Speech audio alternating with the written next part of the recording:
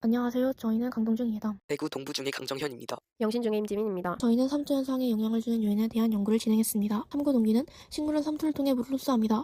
건조기후 지역에서 사는 선인장은 물을 주는 양에 굉장히 민감함이 가능하고 사계절이 있는 온대기후인 한국에서 선인장을 키우려면 계절별로 물을 주는 양을 다르게 해야겠다고 생각했습니다. 그래서 여름, 겨울 중 어느 계절에 더 물을 많이 줘야 하는지 알아보기로 했습니다.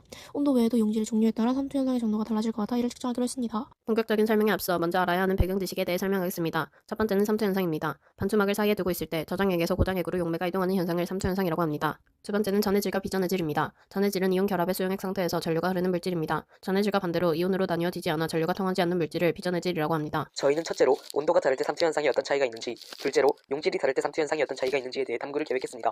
첫 번째 탐구의 실험 과정입니다. 페트병 입구에 반투막 튜브를 끼우고 반투막 튜브 밖에는 0%, 안에는 30%의 소금물을 담은 것을 한 세트라고 합시다. 세 개의 세트를 각각 다른 온도로 가열두는 냉각합니다. 일정 시간 후 변화한 물의 높이를 비교하여 온도별 삼투 정도의 차이를 알아냅니다. 두 번째 탐구의 실험 과정입니다. 두 개의 세트를 만들지만 한 세트에선 소금 대신 설탕을 사용합니다. 두 세트를 일정한 온도로 가열하고 일정 시간 후에 변화한 물의 높이를 비교하면 소금과 설탕 두 용질에 따른 삼투 정도의 차이를 알 수 있습니다. 그러나 이번에는 물이 셋이 나왔지만 온도와 삼투 현상의 정도를 연관지을 수는 없었습니다.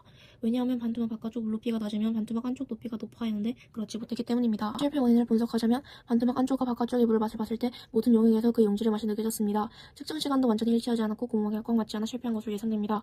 그래서 얼마나 용질이 밖으로 새는지 확인하고 이것이 삼투 현상에 얼마나 큰 영향을 미치는지 알아보기 위해 각각 40g씩 가열해서 페트병 속에 들어간 소금, 설탕 양을 관찰하기로 했습니다.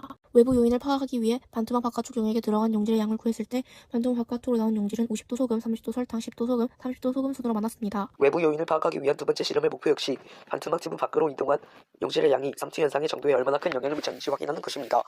그리고 밖으로 이동한 용질의 양을 비교하기 위해 10도씨 소금, 30도씨 소금, 50도씨 소금, 30도씨 설탕의 4세트에서 반투막 바깥쪽 물을 일정 양 비커에 드러내고 부피에 대한 질량을 측정하여 밀도를 구합니다.